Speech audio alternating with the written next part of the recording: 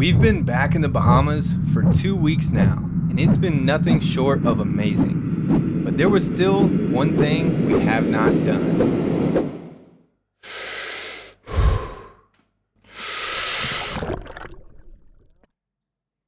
It was finally time to go chase some tail.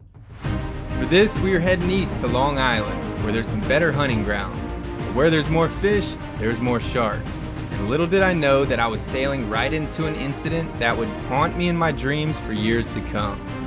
But at this moment, we were high on life. The winds were perfect, the rods were out, and it wasn't too long until we caught a nice tuna. Finally! Yeah, that's a big boy! This fish couldn't have came at a more perfect time.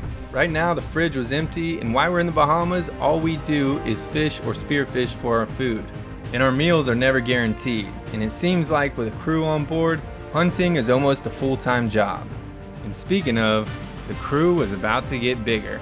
We had some friends waiting for us at the anchorage.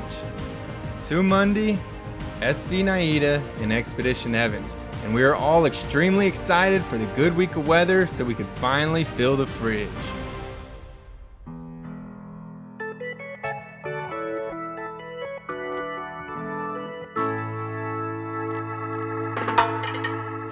Well guys, we just pulled into Long Island and we are so excited to be here. We're gonna go take a quick zip through the anchorage and say hi to our friends, and then we're gonna go up to the bay just north of here. Typically it's pretty rolly and swelly, but we have some really good weather for the next week. So we're gonna take advantage of that. We're gonna go anchor up there just off the beach, and yeah, we're gonna go have some fun.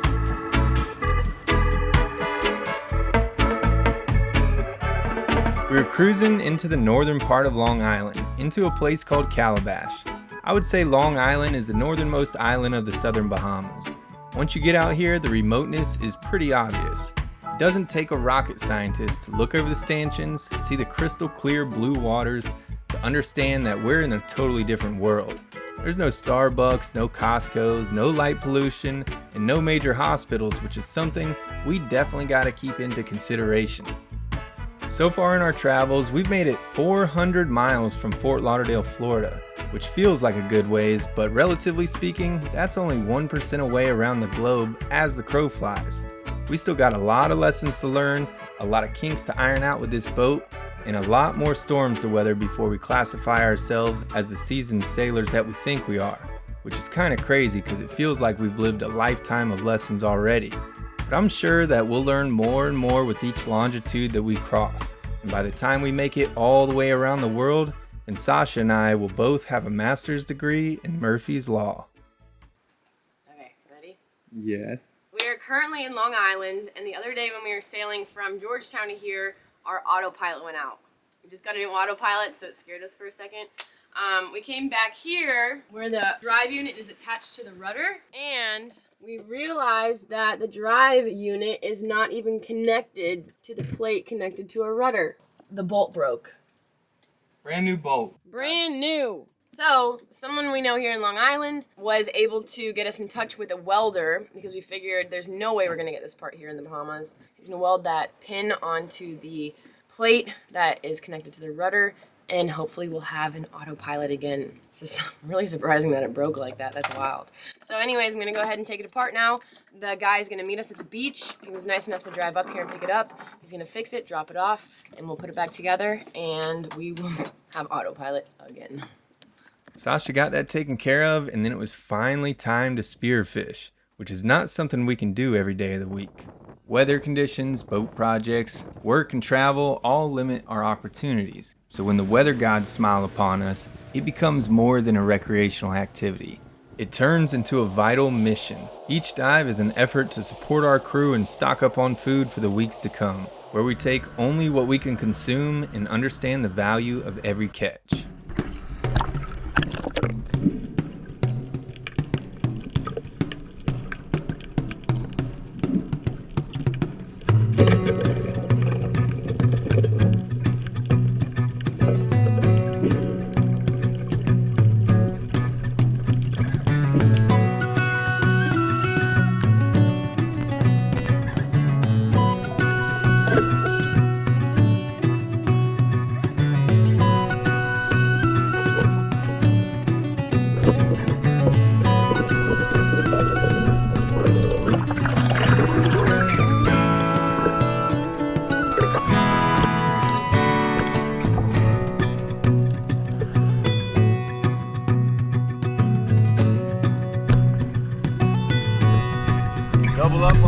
lumberjack. The thrill of the hunt calls to us like the song of a siren. It's dangerous, it's unforgiving, and there's many days when we come back empty-handed. You're in a whole new world where the laws of your gravity don't apply, where the hunters can become the hunted, and where a momentary lapse in judgment can come with severe consequences.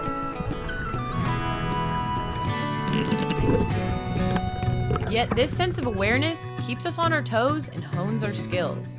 We understand the risks. We know that every dive is a dance with danger, and we feel the pressure on our chest. As you descend, the sound of the outside world becomes muted and gets replaced by the odd sounds of crackling coral and an eerie sound of silence. And as you're no longer using the same senses that you rely on up above, your eyes become wide and your heart starts to pound. But you have to stay calm. It's a mental game in a physical war zone, and you have one chance to make it back to the surface. Nice find!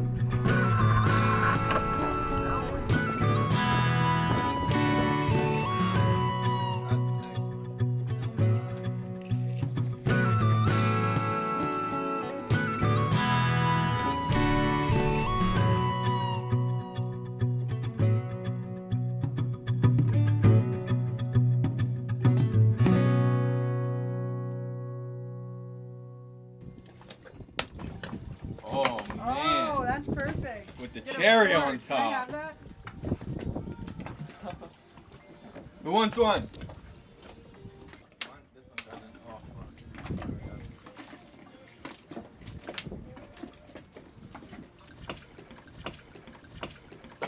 Ooh, yeah. Drink it. Okay. No.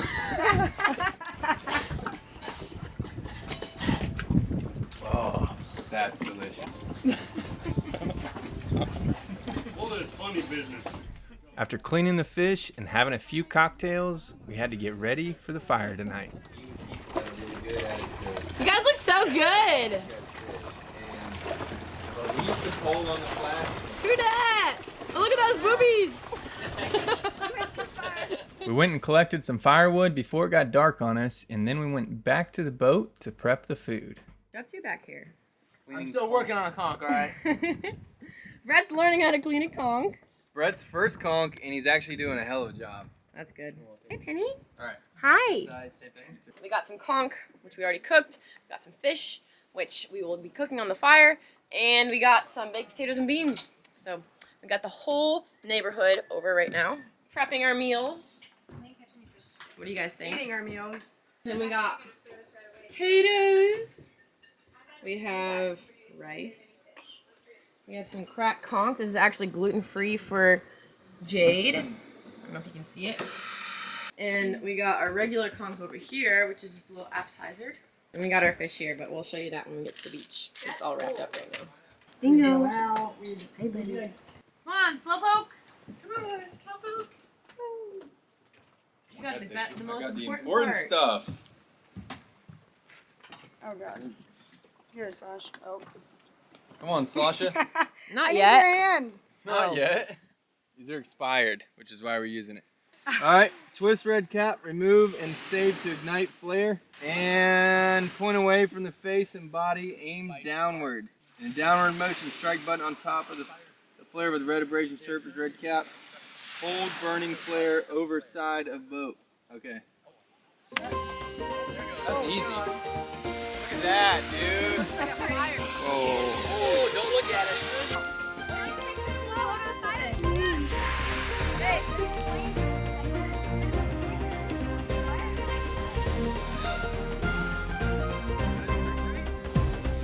Fish. Ha! It's all fish. Here you go. Hello. Ah.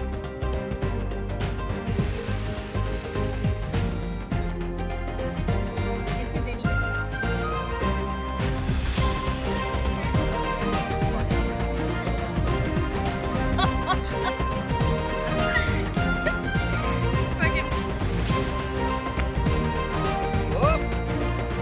Stop.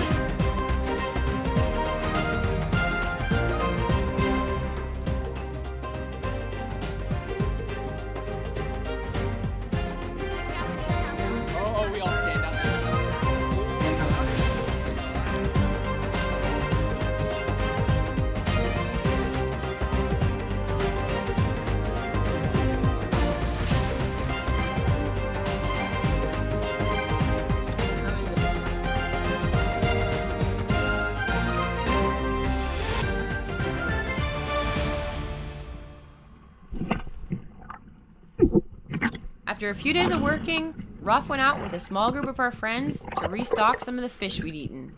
But little did he know, he'd remember this day for the rest of his life.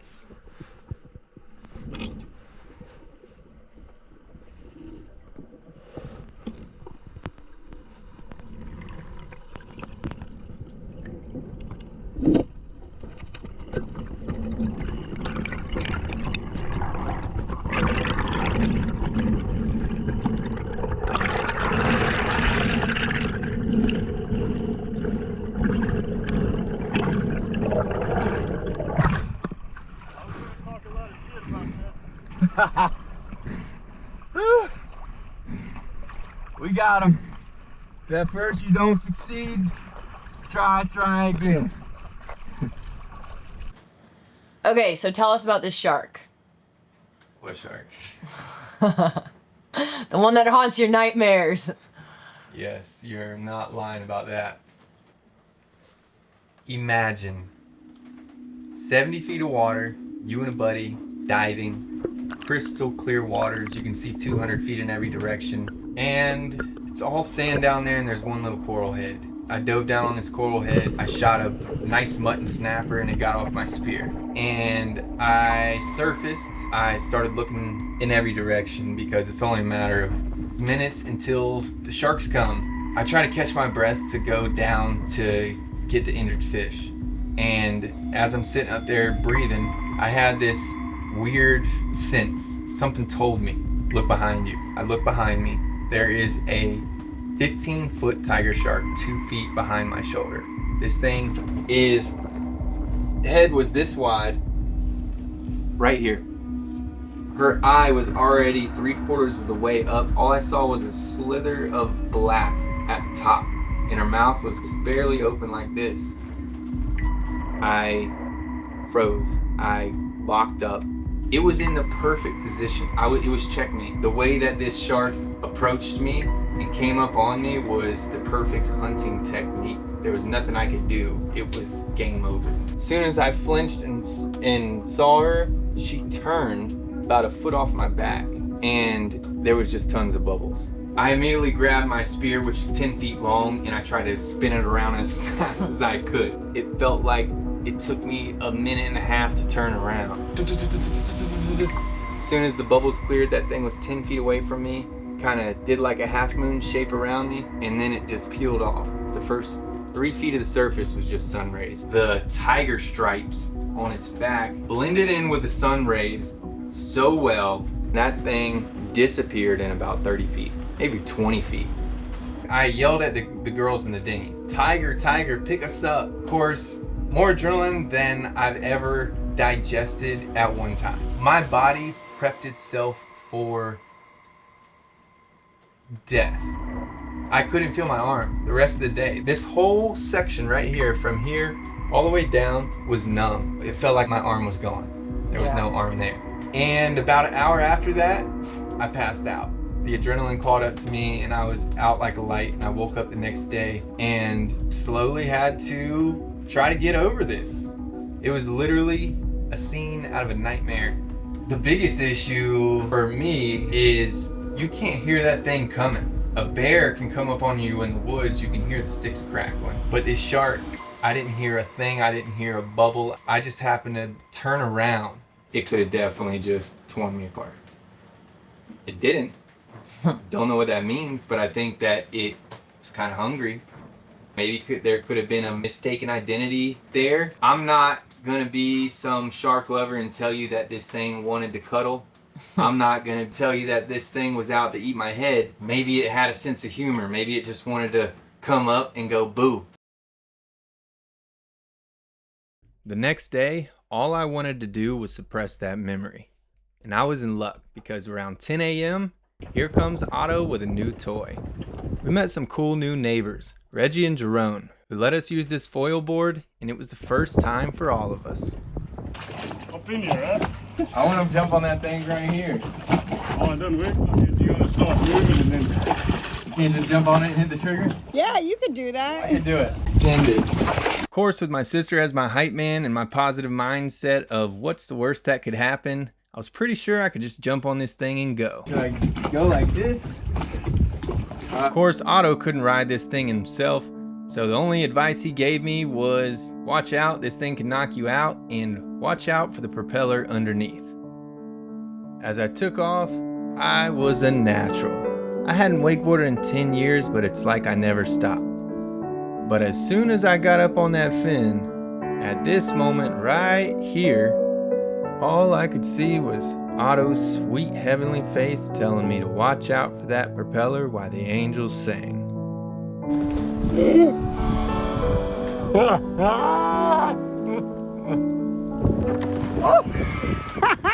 Give you some more.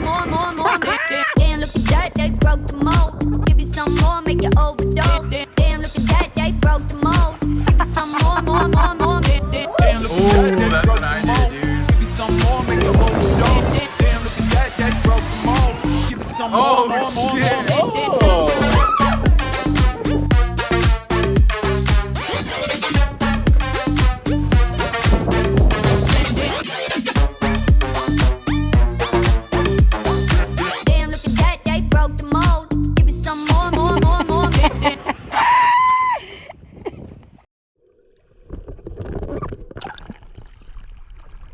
A few moments later, we had some surprise visitors come through and check out what all the commotion was about. A proud mama dolphin who spent the next hour swimming around the boat showing off her beautiful baby.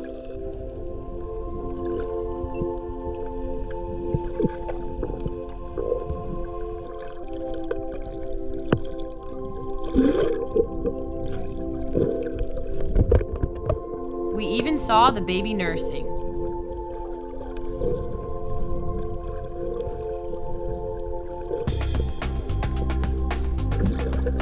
Although we already had such an epic day, Rob had a couple of caves he had his eye on that he wanted to check out.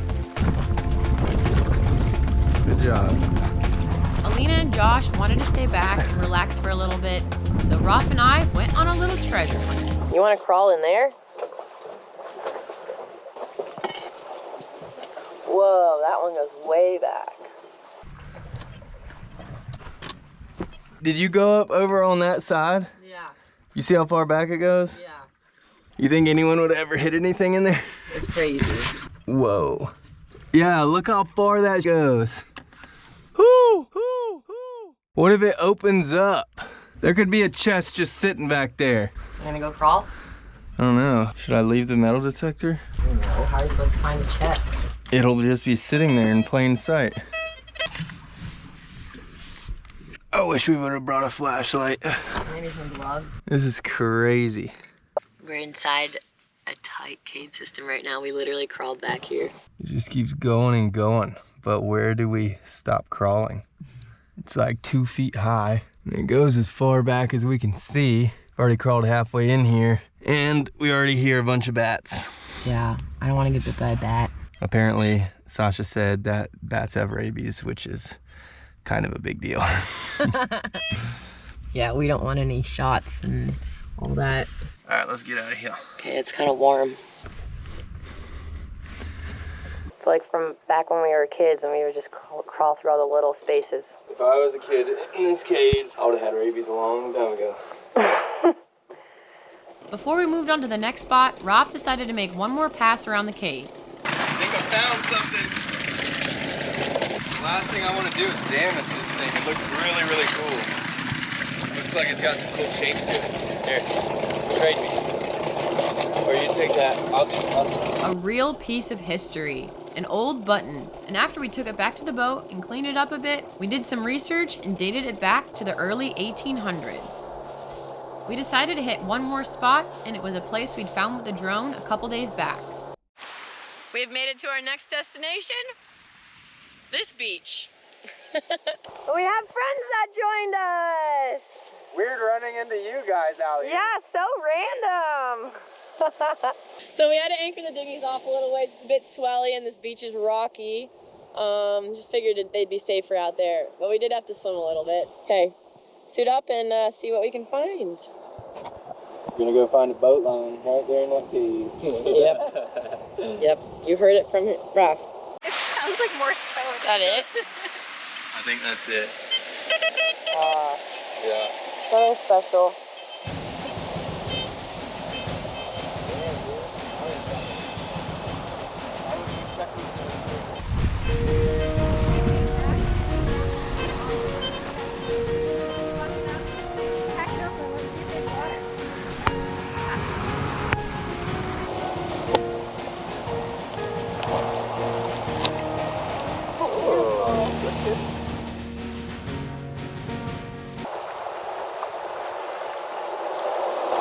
Yeah, that's soft meat.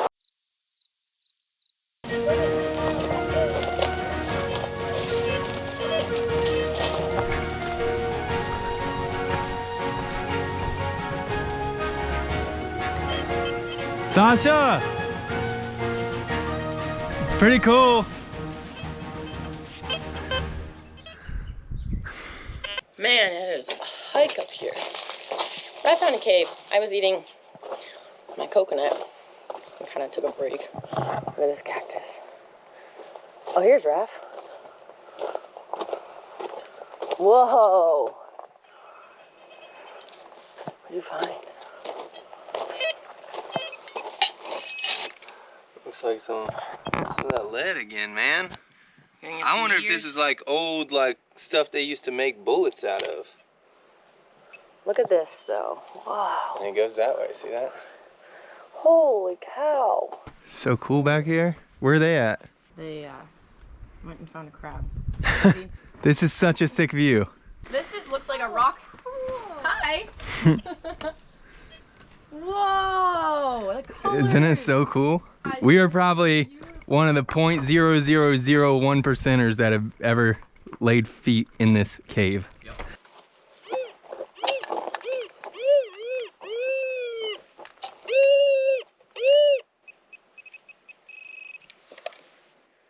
Or rat, I don't know.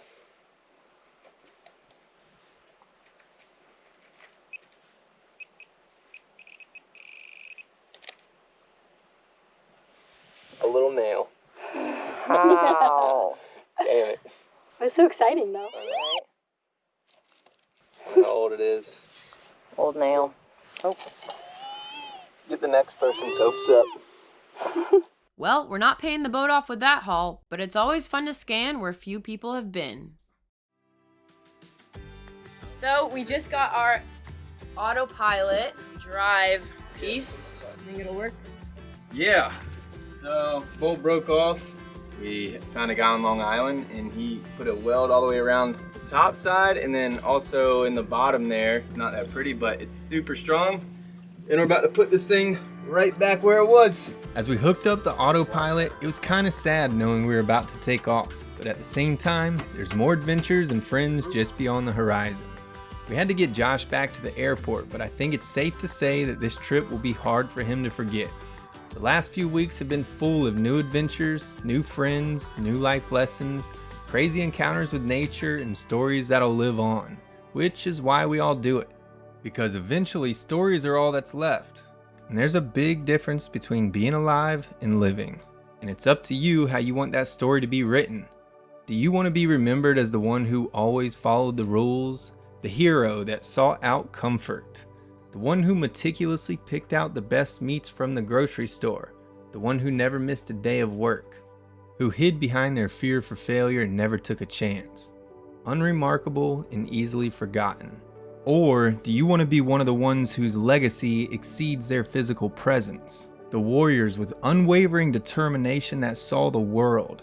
The ones who forged their own destiny. The ones with tons of friends who pass down stories that are so crazy they sound biblical. Stories of the ones who failed and stood back up. The ones who stared danger in the eyes and emerged victorious. The heroes that left echoes of laughter and inspiration for generations to come, whose stories were about the legends who died living.